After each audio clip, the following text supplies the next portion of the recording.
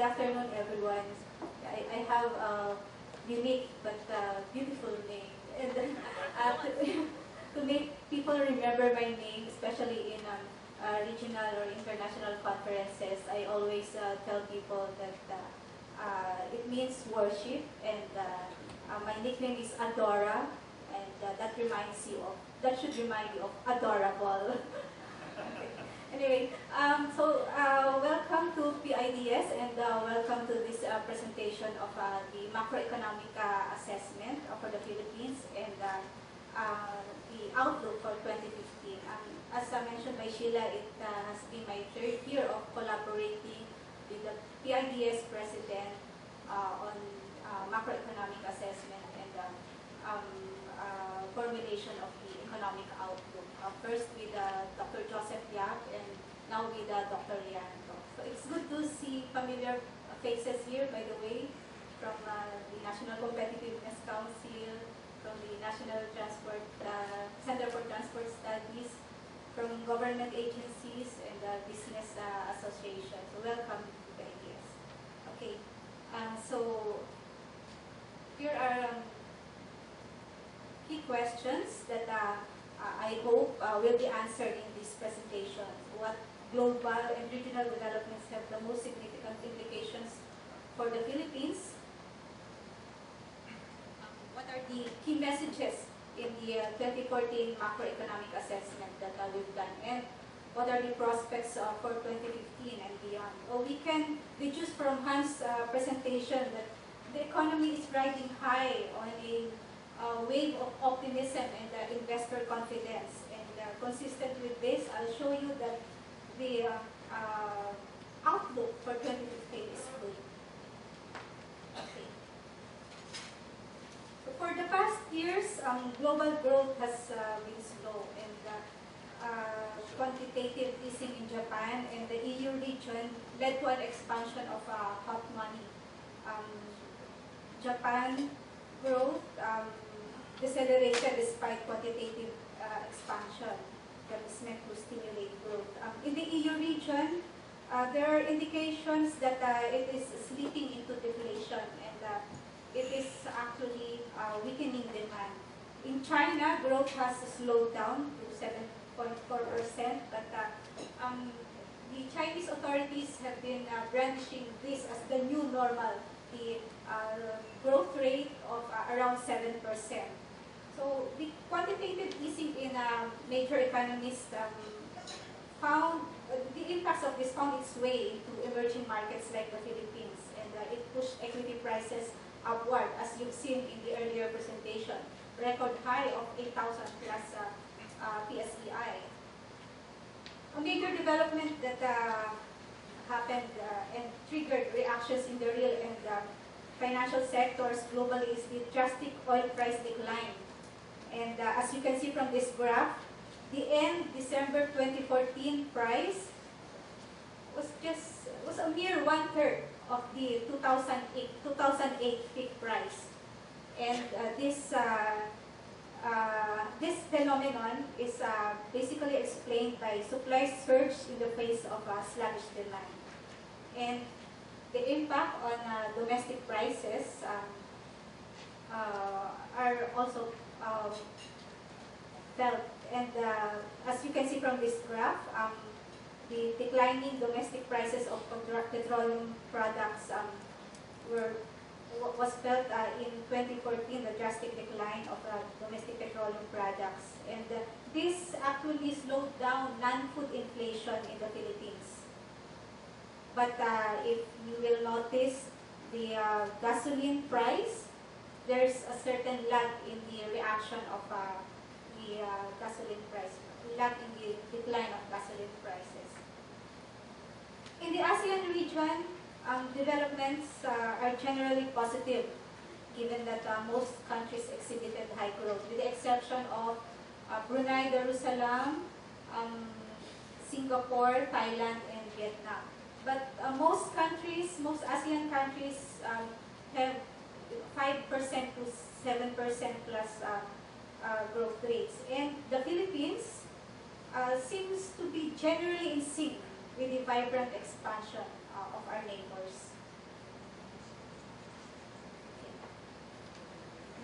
onto the macroeconomic assessment. GDP grew in real terms by 6.1%, and this is a continuation of the high growth in the past few years. And high growth, rapid and sustained high growth, is deemed necessary to make a huge dent in the fight against poverty.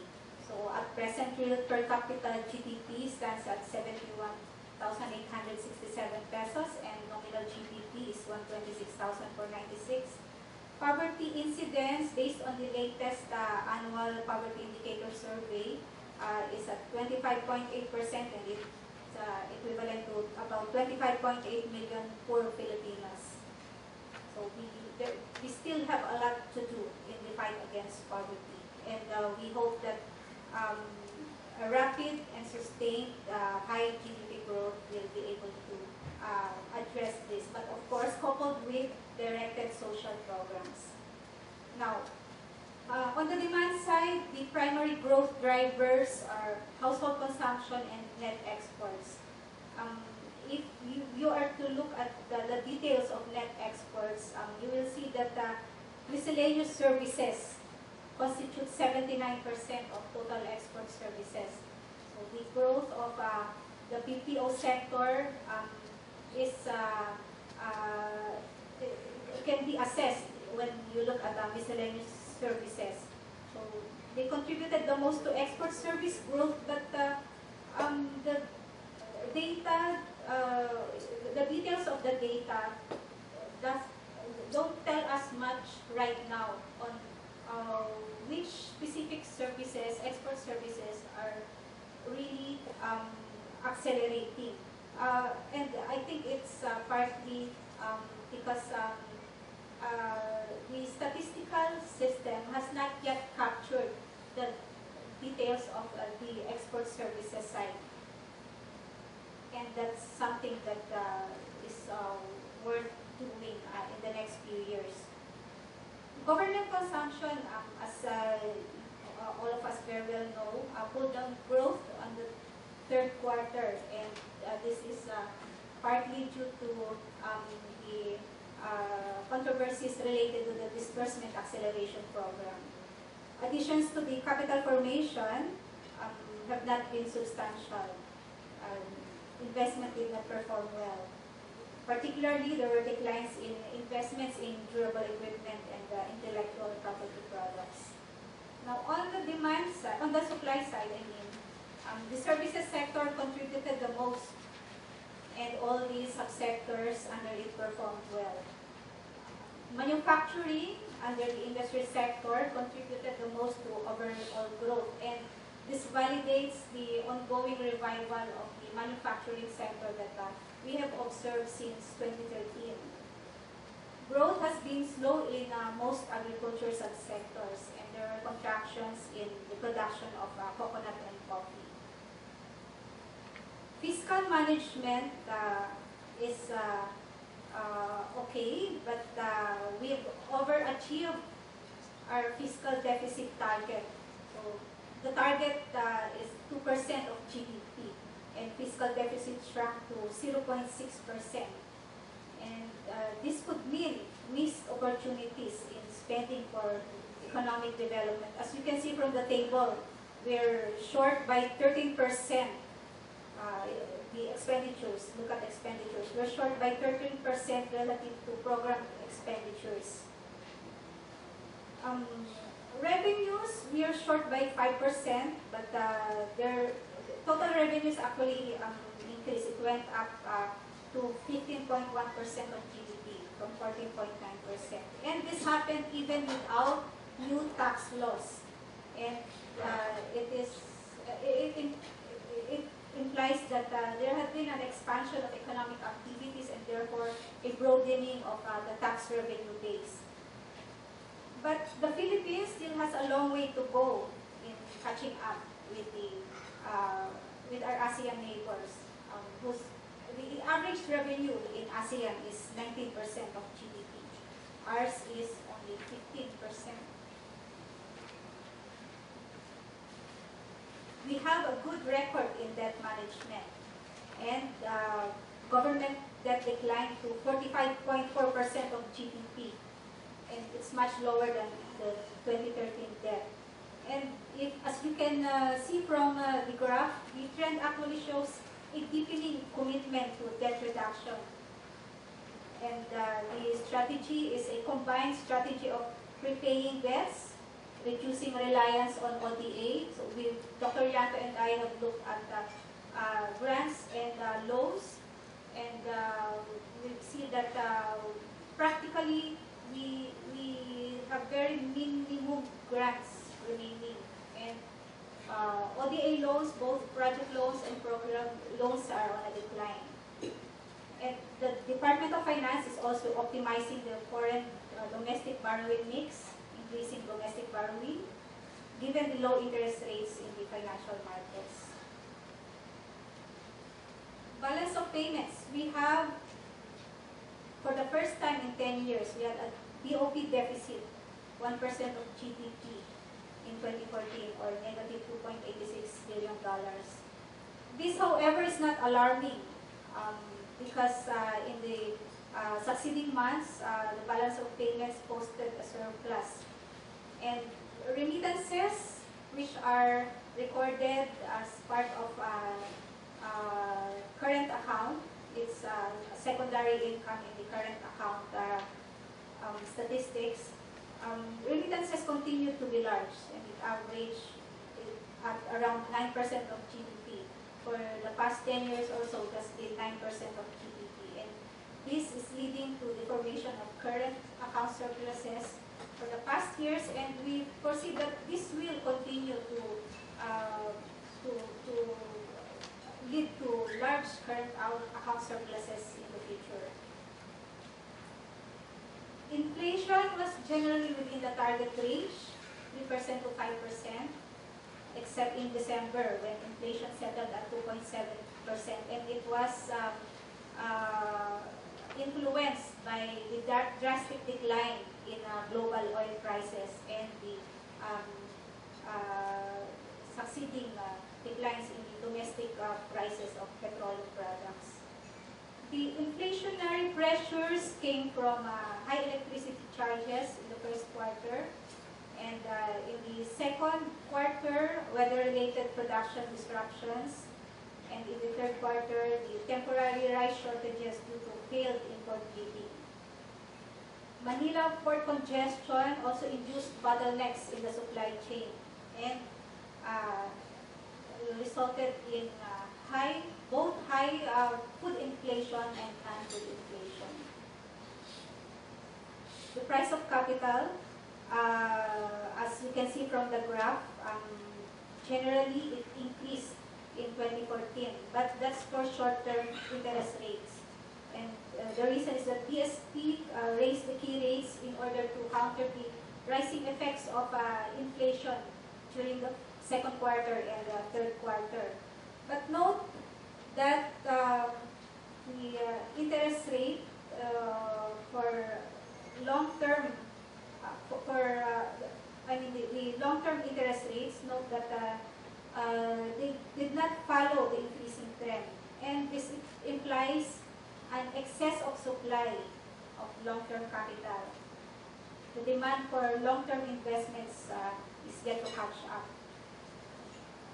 And we need to mobilize long-term capital, given that the economy needs more productivity-enhancing investments on infrastructure, research and development, and innovations, which I'll discuss later on when we come to prospects. There has been a downward trend in unemployment, as you can see from this graph, from January to October 2014. 7.5% in January, then 7% in April, 6.7% in July, and 6% in October. And the increased employment happened in the services and industry sectors. October 2014 is actually a record low. But based on latest statistics from the Bureau of Labor and Employment, the January 2015 data, reveals that unemployment worsened to 6.6%. And the number of unemployed persons is still substantial, 2.6 million Filipinos. So where do we need to create more jobs? In these regions, the unemployment rate is higher than the national average.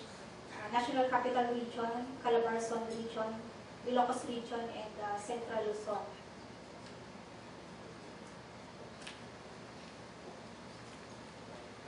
Now on to the prospects for 2015 and beyond. The International Monetary Fund has this forecast. There will be, as you can see from the figures for the major economies, which are actually major trading partners of the Philippines, there will be modest growth in these major economies. 3.1% for the US, Japan 1%, and the Euro area 1.5%. For the ASEAN, as you can see from the numbers, there will be continuation of high growth in most ASEAN economies. And the IMF forecast for the Philippines is a 6.7% GDP growth. Now for the PIDS Economic Policy Monitor 2014 and prospects for 2015. So we're changing the title this year. It includes prospects for 2015. So previously it has been more backward looking, the Economic Policy Monitor. So we're trying to make it more forward looking starting this year. So the GDP growth forecast is 6.8%. And the biggest drivers of growth will be private consumption and government consumption. The risks to the outlook are as follows. Decline in government revenues. We expect a decline of revenues from oil importation. This will be a decline in the Bureau of Customs revenues, and also general decline in the BIR's revenues because of the tax exemption on de minimis benefits and productivity bonuses of workers, and also the higher tax exemption ceiling on the 13th month pay. And this has serious implications on government spending for infrastructure and social services. Related to the presentation earlier is the risk of equity price shifts and capital outflows. We've been experiencing the impacts of expansionary monetary policies in advanced economies, particularly the US, Japan, and the EU region. And the IMF recently stated that the market and liquidity risks have increased to levels that could compromise financial stability. But of course, it will depend on the triggers. And we've seen from the 2013 experience of the financial market that the Philippines has been resilient enough. For example, in 2013, there were fears that the U.S. could go to war with Syria, and we saw the Philippine Stock Exchange Index plummet. But after some time, it recovered. Another risk is the overstretched infrastructure. We are experiencing tight power supply and port, airport, and land transport congestion. There could also be lower exports because of the slowdown in major trading partners' economic growth, and also because of the growing competitiveness of our ASEAN neighbors, and they're being more responsive in participating in global value chains. It's something that we should also strive to do. And of course, there are weather-related risks to farm output due to typhoons and the El Nino that we have been experiencing right now. Beyond 2015, we believe that we have the potential to grow at a sustained 7% GDP growth. And to ensure this, we came up with these policy responses. We need to ensure the reliability of power supply and transport infrastructure. This has been repeated in many fora and brainstorming and focus group discussions. We also need, the government needs and the banking sector needs to facilitate the transmission of resources from the financial to the real sector. So earlier we've seen the record high PSEI of 8,127 points. And that's an indication of very high liquidity in the financial market. Now, what's the channel for this transmission? Bank loans are the channels, and in encouraging more bank loans, there's a need to address information asymmetries on investment opportunities and business contract enforcement and agency and intermediation costs. We also need to take advantage of the oil price decline. In the recent months, we've observed that the price of oil, the global price of oil has been normalizing, but the expected normal is still relatively low. Forecasts actually converge to $70 per barrel of oil, and it's still relatively low. We need to monitor regional and global developments and look at how we can participate in opportunities to join global value chains. We also need to see how the EU deflation could lower demand for our exports, the EU being a major trading partner of the Philippines. We also need to monitor the Middle East geopolitical tensions, because this has impact on OFWs and the remittances that they'll be sending here. And I would also like to add something that has been alluded to in the earlier presentation: developments in regional financing facilities. We need to monitor developments in such facilities such as the Asian Infrastructure Bank, which is being set up by China. And China actually is setting up 3 major financing facilities, not only the AAIB. It's also setting up the Silk Road Fund and the BRICS Bank, or the new development bank. And Dr. Yaka and I were quite surprised earlier when we heard that development banks, I see someone from the ADB, development banks can be considered a sunset industry. So it's a fresh perspective actually. Yeah. But we need to monitor the developments in regional financing and see how the Philippines can take advantage of this, and also how we can make the most out of this available long-term capital for infrastructure. And lastly, in the last bullet, I wrote here, taking steps to narrow down the saving investment block, and I would like to devote a few minutes in looking at the details of this recommended strategy, because this has long-term consequences which are enormous. As you can see from this graph, the saving investment gap is quite broad. In 2013, the investment rate is 30.2% of gross national income based on Bangko Sentral data. But the investment rate is only 16.4%. China in the 1990s had a savings rate of 40%, and it even went up to 50+%. What they did then was they had a surge in investments, especially in infrastructure and manufacturing.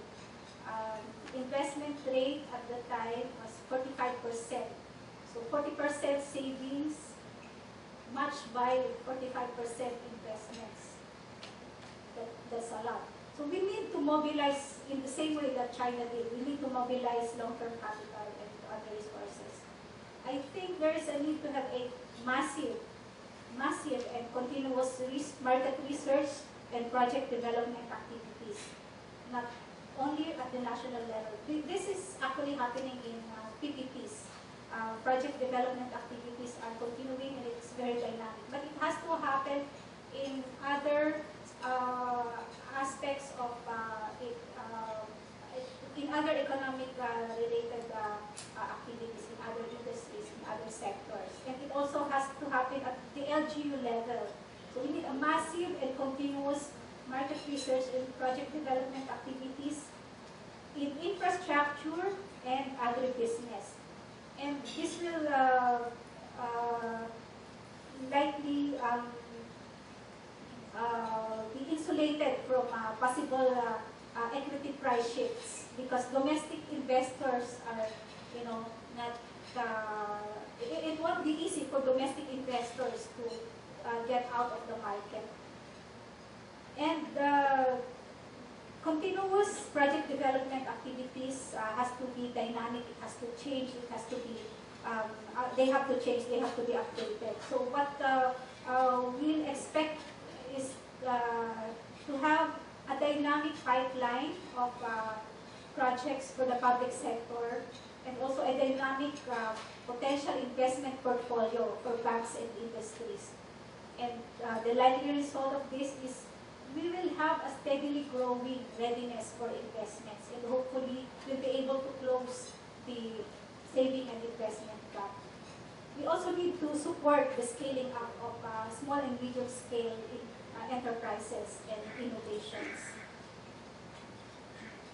Now to sustain growth, some of these recommendations have been heard before, but it bears repeating them. And I will emphasize one recommendation. We need to raise productivity through investments in infrastructure, connectivity, and human capital. But we also need to pursue innovations and market expansion. There are constraints which are limiting the market expansion of small and medium-scale enterprises and constraining our ability to come up with new products. Some of these are the slow development of the national quality infrastructure for our products and services. So we don't have, very robust infrastructure for setting standards, testing products and services, certification, metrology, making sure that measures are correct, are accurate, in branding, in labeling. What we have is not as robust as what our neighbors have, for example, Thailand. I often hear from Balikbayan saying that, oh, these products are available in Thailand. What we have here, like dried mangoes, other goods produced by our SMEs, but the Thais are doing it better. And one reason for that is because we lack a quality infrastructure. We also lack technology intermediaries and angel investors. I realized this as I have attended a forum on national innovation systems. And the other countries are monitoring the presence of technology intermediaries. And other countries are also proud to say that they have what can be called angel investors. These are affluent individuals who provide capital for business startups in exchange for ownership equity or convertible debt. I think the potential angel investors among us are attracted by stuff like pyramiding scams, get rich quick schemes, and not realizing the potential to scale up small and medium scale enterprises and the potential to pursue innovative products and services.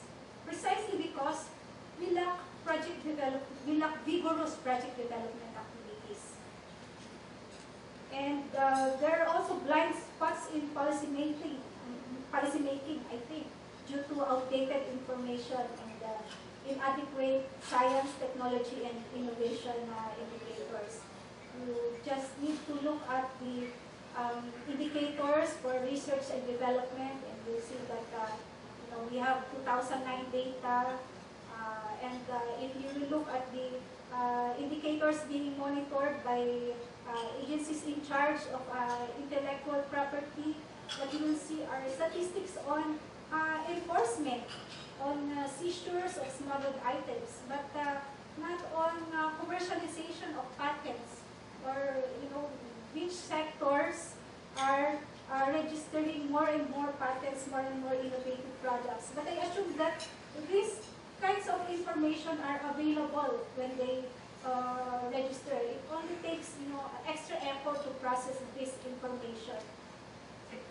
We lack this information, and as a result, I think policymakers are also blind to what should be needed to promote innovation. And the strategies we are seeing in documents are stuff like Philippine innovation, which sometimes do not make a lot of sense. What does it really mean? You could be embarrassed in international conferences when they ask you, your national goal is to come up with high-tech products, but what do you have to show for it? What really is Philippine innovation? Okay. Well, more points that we've heard before. Here's a pity. Building climate change resilience, having good governance, and political will. Thank you very much. Thank you for your attention.